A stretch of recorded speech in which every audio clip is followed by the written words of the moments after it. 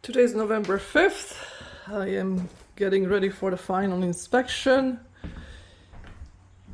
If you recall, the permit was pulled over a year ago, so it's about time we do this, but things took a long time. So one of the things I had to do for the final inspection is for the basement stairs. This used to be all open, so I built walls on both sides. And instead of building a regular stud wall, I flipped the 2x4s. So I have to use less 2x4s, and also it would take up less space from the basement itself. Also what I did, and I didn't have to go all the way up to the top, but that was just the easiest way for me to attach, because I could have just gone this way. The other thing I did is, we used to have a handrail here that was made out of pipe, and that was too skinny. The handrail has to be, I believe, a minimum of 4 inches around, and I don't know what the maximum is, but it also has to be 1.5 inch from the wall so you can grab it. Plus it has to start from the top of the stairs, obviously, all the way to the last landing. So, and the other thing I had to do here is put in a wireless smoke detector, because we just don't have a wire for that. So they said that would be sufficient for the basement that doesn't have any combustibles really, because it's all electric. We don't have any gas or anything like that. The other thing I had to do is a new handrail for here, which I've shown you before. This has been here for a while. I did add one more holder because the distance between this holder and the end was just too long, and I figured I need to put one in. The other things I did for the attic,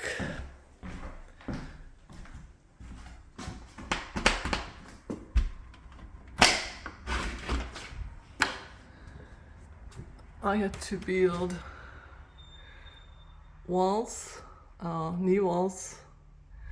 So this used to be all open up here. So I built 2 knee walls, just like that, here too. And I made those out of 2x4, so sort of build it like I would build a wall. And also added the handrails.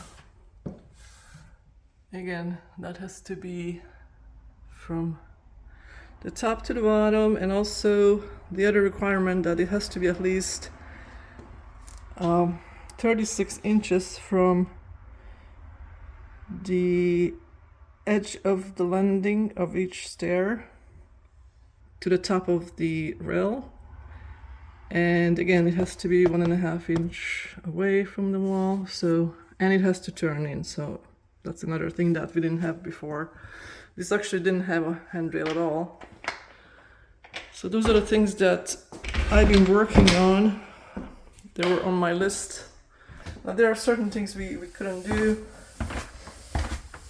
And by the way, those new walls that I built, there could be no more than 4 inches distance between the studs.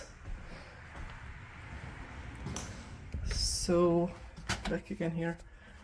So the distance anywhere cannot be more than 4 inches between here, and these are actually 3.5. I just used another 2x4 to kind of space them out. And one more thing we had to do for the stairs. I mean, the stairs, if they were brand new house, would not pass, but since we can't really retrofit this, they are taller than should be, but we also had to close this opening on every stair. So that's just plywood, and it's ugly, but it's the basement, nobody cares. I done the back of the bathtub here. So the main thing with what I found through research is that what you want to use is not just any kind of caulk, because there are paintable caulks, but what you want to do is get one that's actually are made for kitchen and bath. And also this is supposed to have like a lifetime guarantee. So unless something happens to it, like somebody cuts into it, or if I don't put it correctly, it can peel, whatnot, it shouldn't come off. So that's the goal. It's worth the extra money. This little tube was like 10 bucks. But I think it's gonna do the whole bathtub, and I have to do the floor. I'm hoping it's enough. So the other thing, the plumber told me that I should be caulking around the toilet. I'm not sure if I will. So the way I caulk is that I'll make sure that I only cut the tip as small as possible, but it's still gonna give me enough to cover the gap that I'm supposed to cover. So based on the gap you have, your opening will be different. And then what I do is kind of go 45 degrees to squeeze into the gap.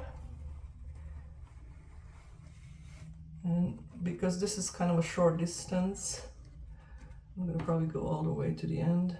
But on the back, what I did 2 sets of caulking. It just did halfway.